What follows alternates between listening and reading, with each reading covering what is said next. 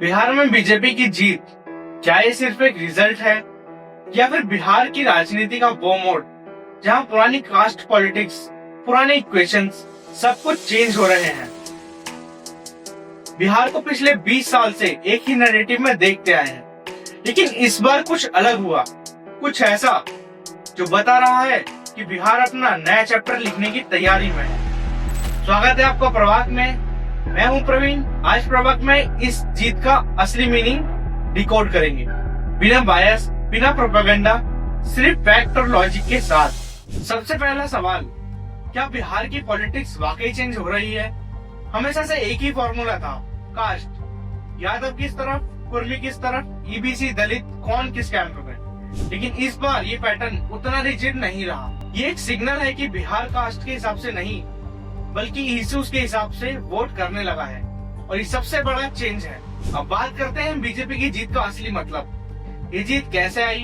क्या ये मोदी फैक्टर है, क्या ये नीतीश फैक्टर है, या फिर ऑपोजिशन का लीडरशिप वैक्यूम? सच ये है कि तीन चीजें पैरेलल में हुई। पहला, नैरेटिव शिफ्ट। यूथ जॉब और माइग्रेशन को लेके सीरियस है, परफॉर्मेंस बेस्ड सोच बढ़ रही है। इस शिफ्ट का फायदा बीजेपी को मिला। दूसरा, कास्ट कोलिशन ब्रेक।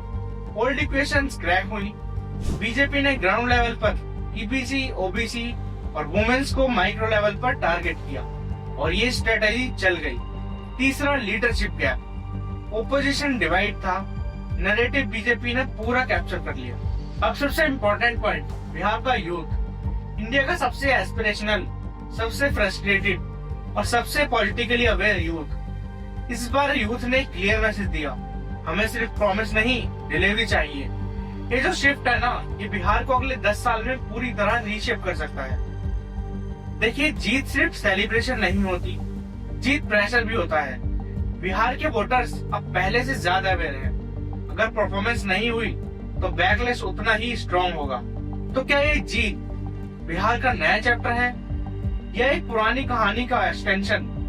मेरी एनालिसिस सिंपल है, ये जीत एक सिग्नल है कि बिहार आइडेंटिटी पॉलिटिक्स से ऊपर उठकर परफॉर्मेंस पॉलिटिक्स की तरफ मूव कर रहा है, स्लोली बट श्योरली। आप क्या सोचते हैं, क्या बिहार वाकई बदल रहा है या सिर्फ एक टेम्पररी वेव है? कमेंट में जरूर बताएं। मैं हूं प्रवीण और ये था आज का प्रभात। मिलते हैं अगले एपिसोड में। तब तक याद रखना, एक नई आवाज, एक नई सोच, और याद रखने के लिए सब्सक्राइब जरूर करें। नमस्कार, धन्यवाद।